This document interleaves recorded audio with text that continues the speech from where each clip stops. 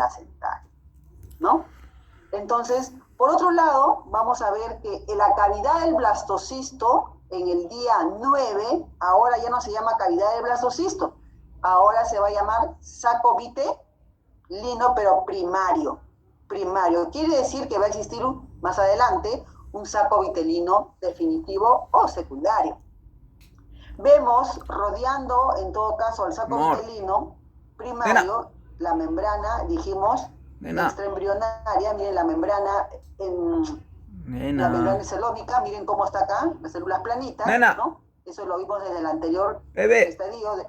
Y aparece el mesodermo. Miren, ¿se acuerdan? Si regresamos un poco para que recuerden la anterior gráfica, se dan cuenta acá, ¿no? Las células planas que rodean a la cavidad del blastocito, porque acá es cavidad del blastocito todavía. Las células planas que rodean, ¿no? En amarillo, que rodean a esta cavidad del blastocisto, se denomina la membrana exocelómica, miren, ¿no? Pero entre la membrana exocelómica y el citotrofoblasto aparece un tejido o una capa que se ve ahora en el día 9, ahora acá, en lila, no sé si se dan cuenta acá en lila. Antes la membrana exocelómica estaba pegadita al citotrofoblasto, pero ahora hay un tejido en color lila. Quiere decir que está apareciendo el mesodermo extraembrionario. El mesodermo extraembrionario se ubica entonces entre el citotrofoblasto y la membrana exocelómica, acá, en este lado. Y acá arriba también, entre el citotrofoblasto y la cavidad amniótica, porque acá está en la cavidad amniótica. Vamos a hacerle un poquito más de zoom para poder apreciar. A ver, vamos. Entonces, ¿qué sucede o qué eventos suceden en el día 9? ¿No? Vamos a ver entonces la formación de las lagunas trofoblásticas, ¿no? Las cuales van a permitir la circulación útero-placental. Estamos apreciando dos cavidades, una pequeña y una más grande, ¿no? En el día 9, la más grande ya no se llama cavidad de blastocisto, sino se llama saco vitelino primario, eso primero.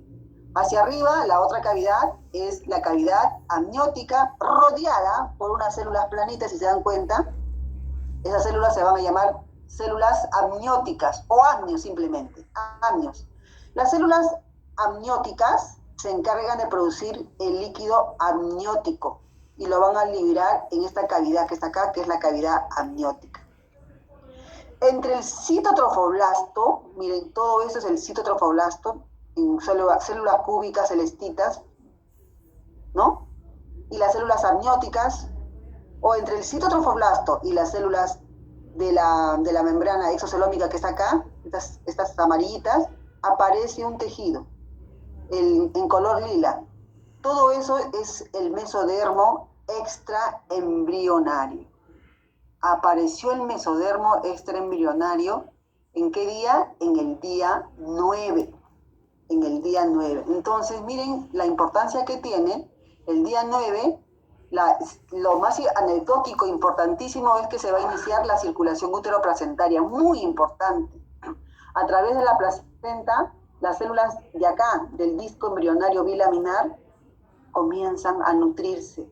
Si no, ¿de dónde se van a nutrir? Porque recuerden que estas células no tienen vasos sanguíneos propios, no tienen oxígeno, entonces requieren de nutrición para que puedan sobrevivir.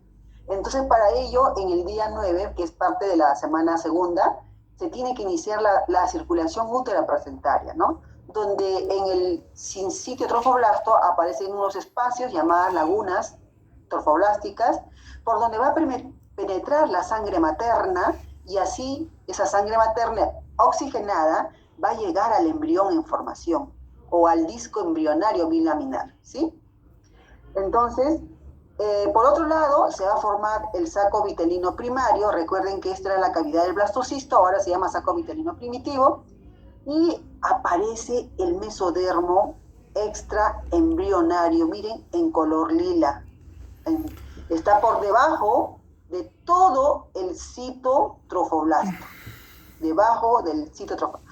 Si se dan cuenta, el citotrofoblasto sigue proliferando para que pueda sumergirse totalmente el huevo cigote. Pero la parte del citotrofoblasto más grande es la parte que está mirando al polo embrionario, es decir, el que erosiona el endometrio uterino. Bien, avanzamos entonces. ¿Qué sucede en el día 10 al día 11? Ya el huevo cigote ya está incluido dentro del endometrio. Miren, ya está. Se produce un tapón de cierre acá en el epitelio endometrial, ¿no?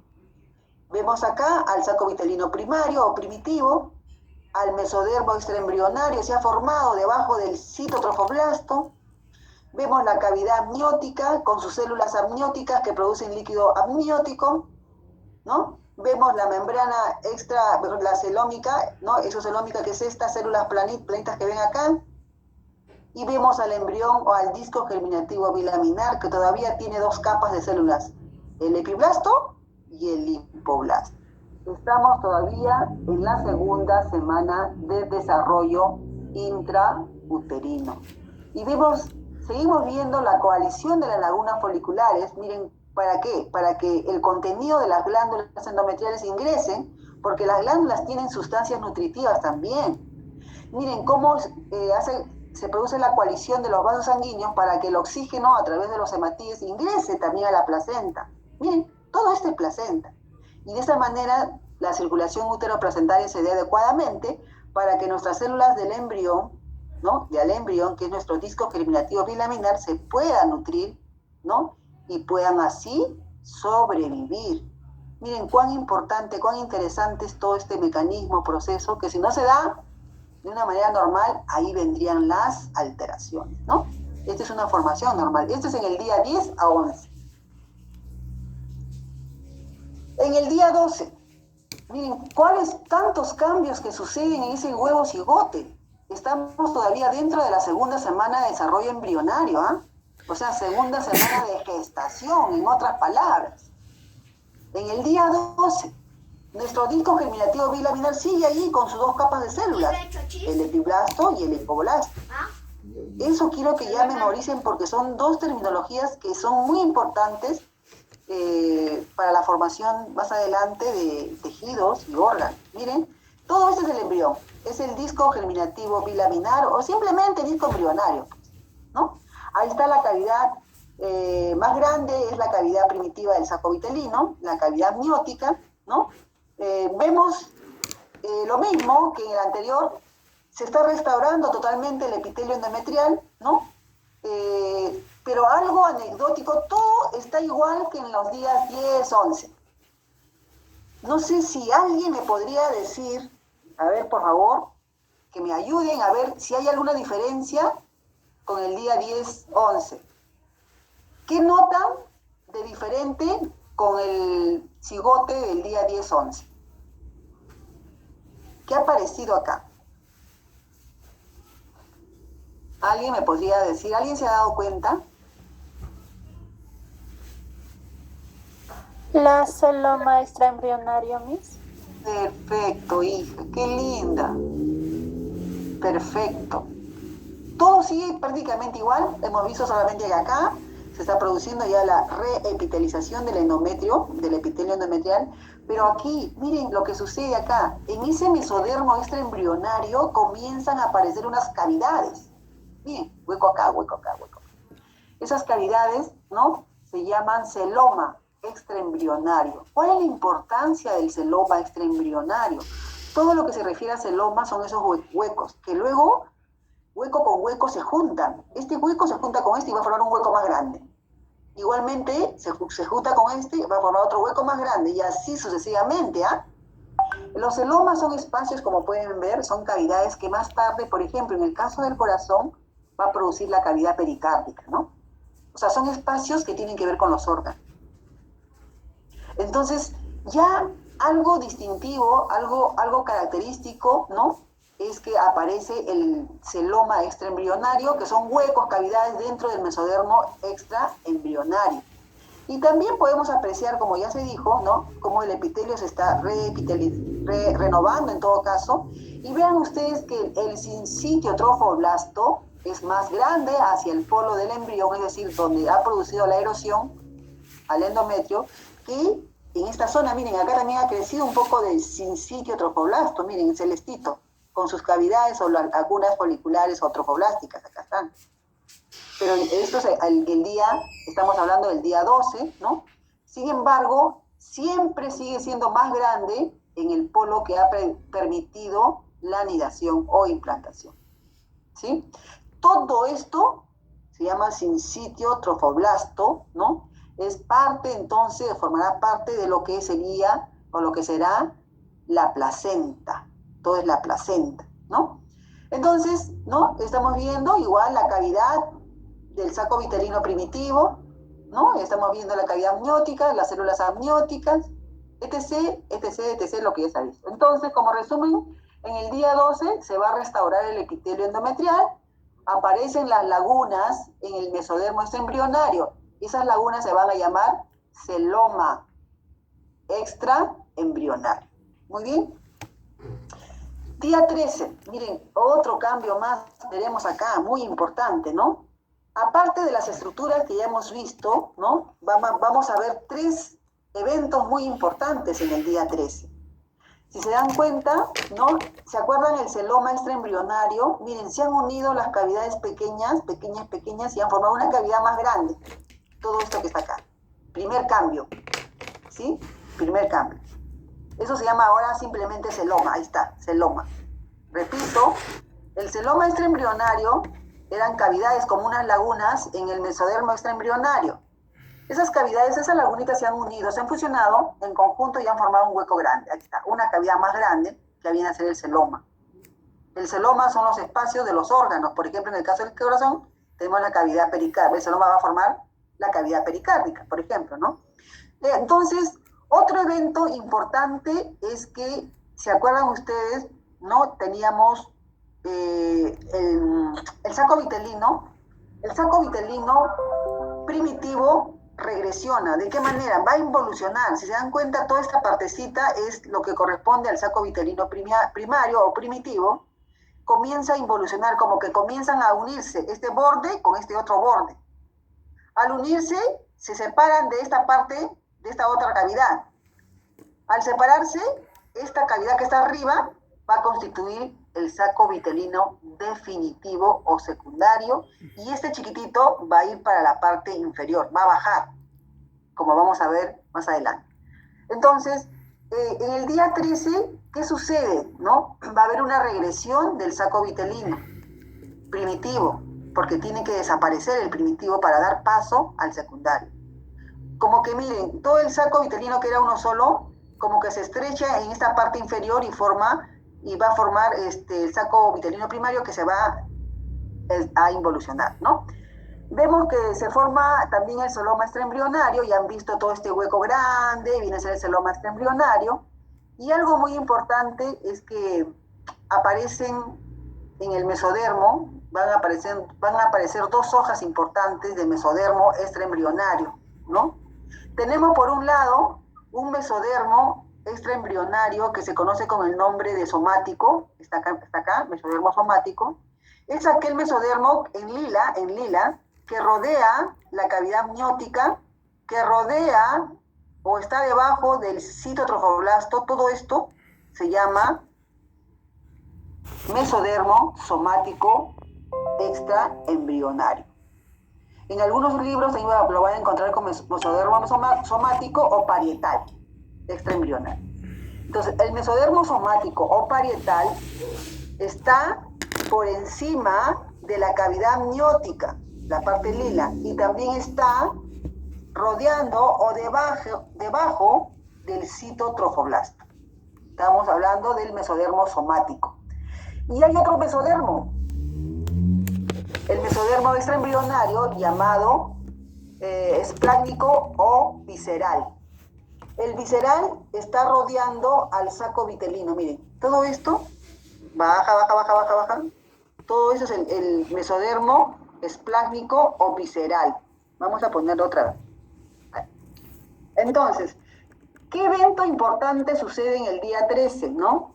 Un evento importante es que el saco vitelino regresiona, o sea, va a involucionar, tiene que desaparecer el saco vitelino primitivo, ¿no?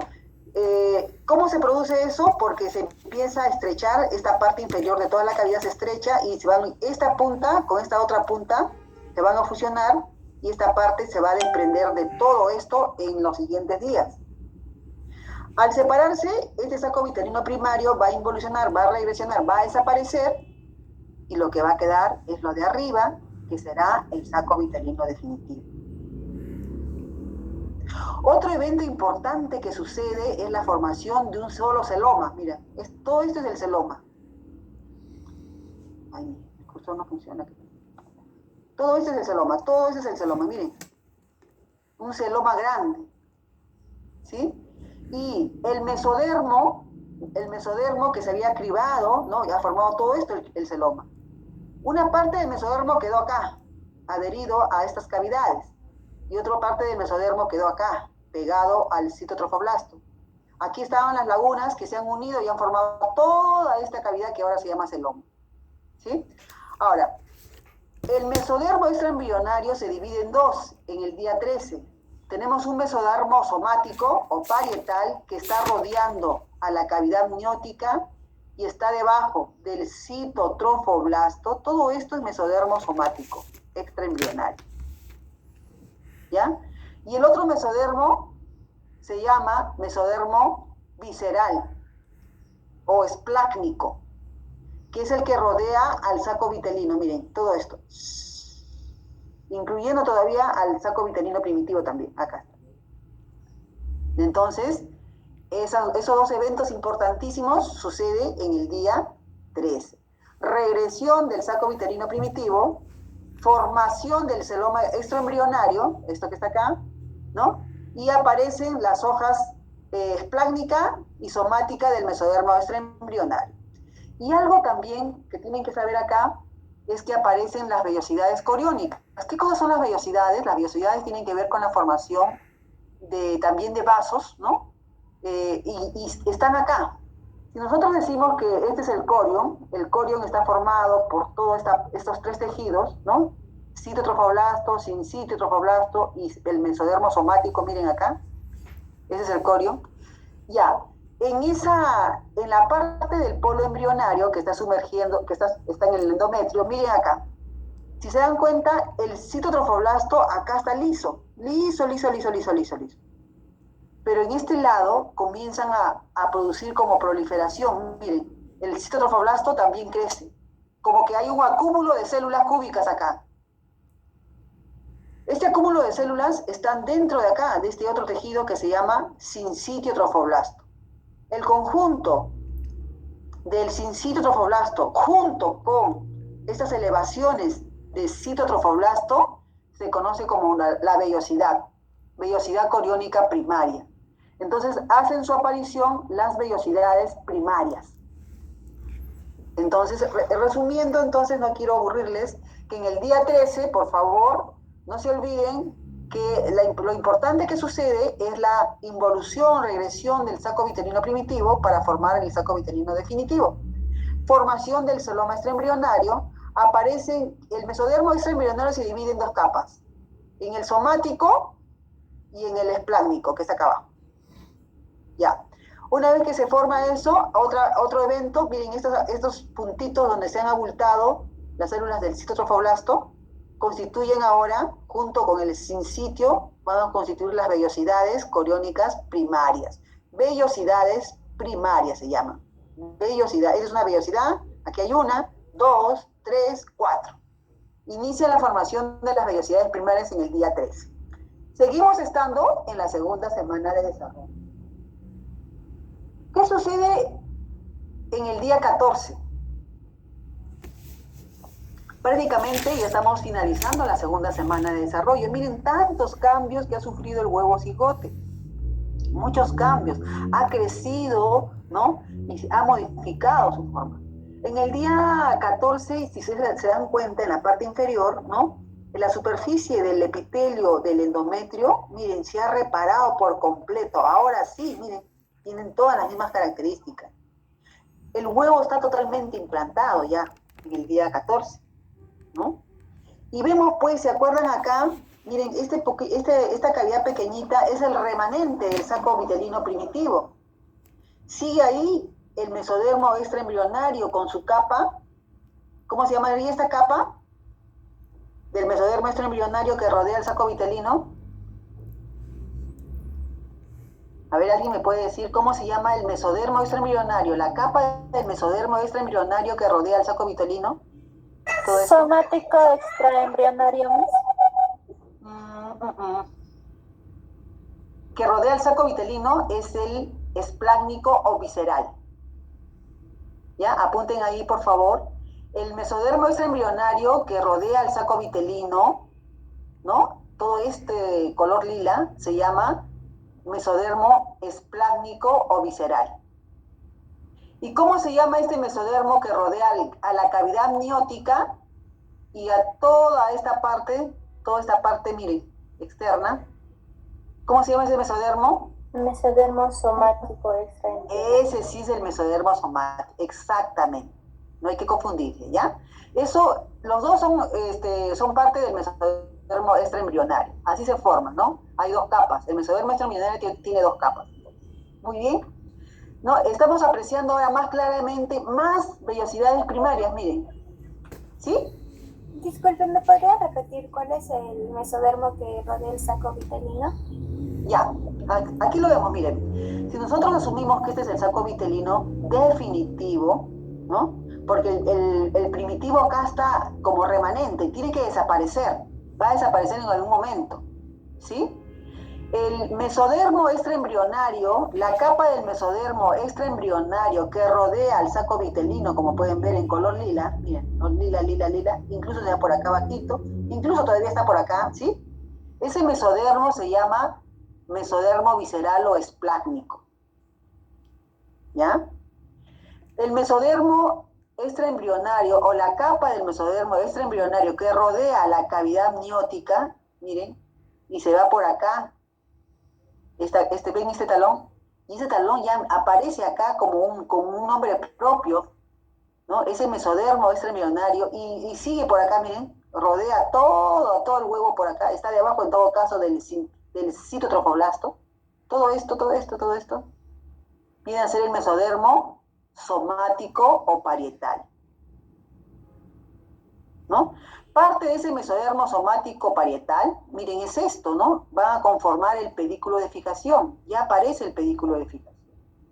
El pedículo de fijación es importante porque más tarde formará al cordón umbilical. Y algo también característico en el día 14, ahí está el celoma, normal, el celoma que se ha formado, cavidad grande. Vemos pues que las vellosidades primarias han aumentado su cantidad. Miren, aquí hay 1, 2, 3, 4, 5, 6, 7, 8 vellosidades, 9, 10. Entonces las vellosidades coriónicas, en este caso primarias, están formadas por estas células que pertenecen al citotrofoblasto, pero también por esto.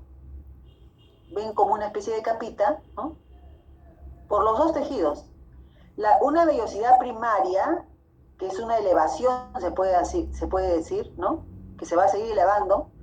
Una vellosidad primaria está constituida por células del citotrofoblasto y células del sincitio trofoblasto, ¿ah? Esas son las vellosidades primarias.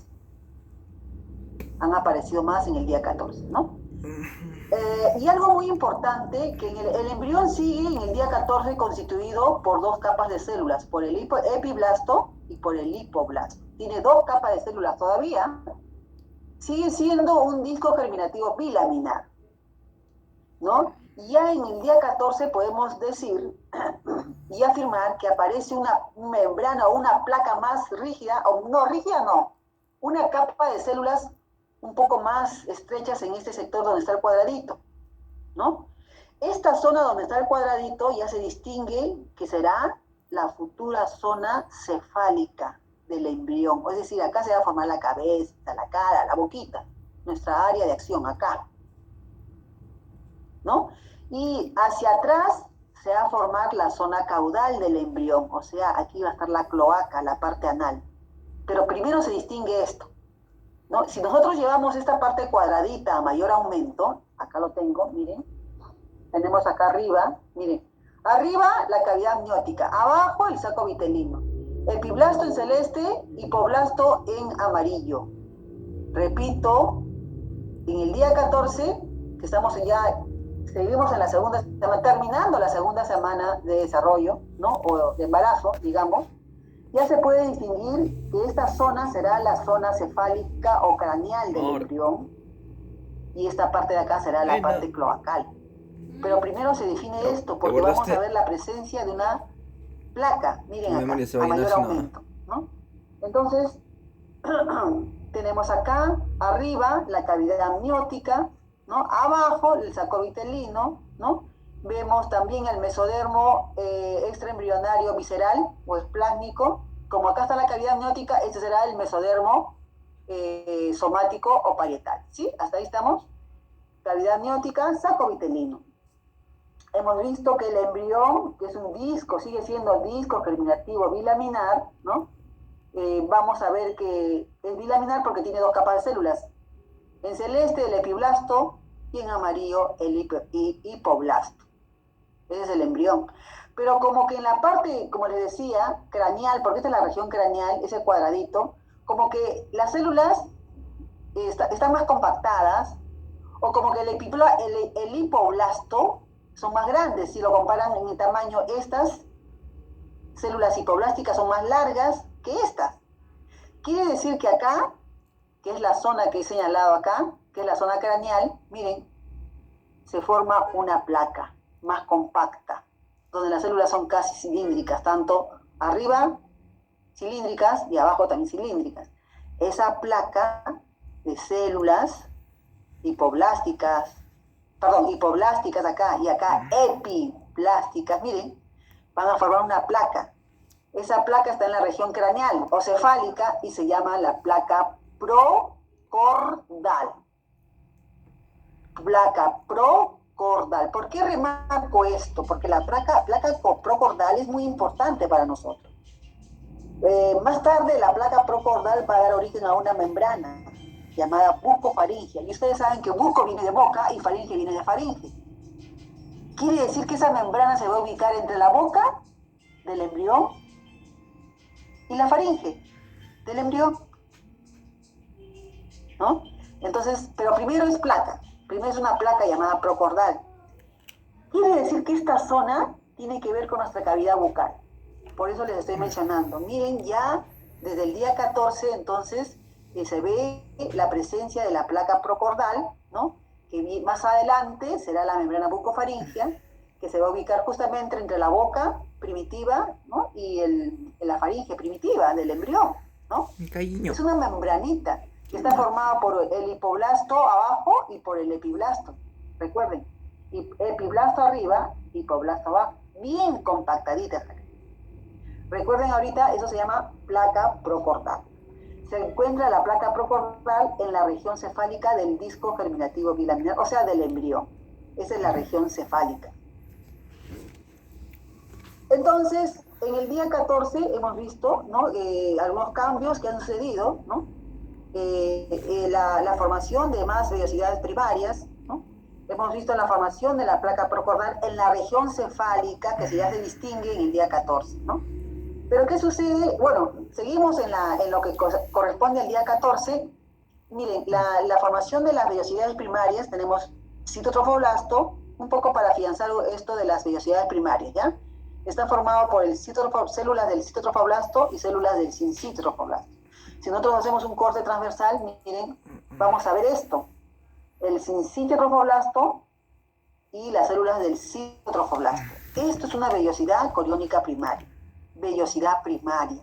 Abundan más, aumentan en el día 14. Miren, alrededor de todo el huevo ósico. Muy bien, eso sería con respecto a la implantación normal. Recuerden que una implantación se produce en el endometrio uterino, pero obviamente es en el útero, ¿no? Órgano útero, en el endometrio uterino, ya sea en la cara anterior o posterior de este, ¿no? Pero no pues fuera del útero, ¿no? No en otros órganos, porque si no, estaríamos hablando de implantaciones ectópicas. Una implantación ectópica quiere decir que es la implantación del huevo cigote en lugares que no sean el útero. O que si es en el útero, en lugares que no es en la cara posterior ni en la cara anterior del endometrio, sino en otras partes que no corresponden. Por ejemplo, ¿no? Una implantación se puede dar a nivel del orificio interno del útero. Y esto generalmente se relaciona con las placentas previas, ¿no? Por lo general no llegan a término, ¿no? Y hay bastante sangrado. Placenta previa lo que hace es, al final, trae como consecuencia, pues, la expulsión del huevo cigote, ¿no? Entonces la implantación no es la adecuada. No puede estar en ese orificio. Tiene que penetrar, ya hemos dicho, tiene que implantarse dentro de este endometrio uterino. El endometrio para eso se ha preparado, ¿no? Y no se va a implantar en este espacio. ¿Por dónde? Pues acá la placenta crece y se produce la placenta previa, ¿no? Y luego el aborto. Tenemos, por ejemplo, una implantación a nivel de la región intramural. Miren, la trompa de falopio, entonces es la trompa de falopio. Recuerden, esta es la parte que corresponde al infundibulum, donde están las fimbrias. Esta es la parte que corresponde a la ampolla. Aquí está el istmo, esta parte delgada. Pero la parte más delgadita, estrecha, se llama región intramural. Imagínense que el blastocisto se implante en esta parte estrecha. ¿Por dónde? Pues no va a poder crecer. No se ha implantado dentro de este tejido endometrial. Tampoco no va a progresar. Imagínense que un blastocisto o un huevo cigoto se implante en el istmo de la trompa de falopio. Miren, acá, donde también es estrecho, ¿no? Esto generalmente, si sigue avanzando, al segundo más, se produce una gran hemorragia. ¿Por qué? Porque justamente esta pared del istmo, de la trompa de falopio, se rompe. Y al romperse, obviamente, va a haber un sangrado, pero una hemorragia que podría ser muy peligroso para la mamá. Y evidentemente la implantación, mejor dicho, el nuevo ser no progresa, ¿no? Imagínense que se puede implantar acá en el mesenterio, en el peritoneo, el tejido que se encuentra entre los intestinos y el útero, ¿no? O sea, en la cavidad abdominal, por fuera del útero, imagínense. También, ¿no? Son implantaciones ectópicas que no se pueden dar, que no es normal, ¿no? O que se implante acá, en la ampolla, o que se implante acá, en el ovario, ¿no? Implantación ovárica se llama. Entonces son implantaciones que son fuera de lugar. Las implantaciones tienen que ser en el útero como órgano, pero específicamente en su endometrio, en su cara anterior o posterior, pero no en la luz, pues, ¿no? Ni en las trompas, ni en el ovario, ni en otros lugares.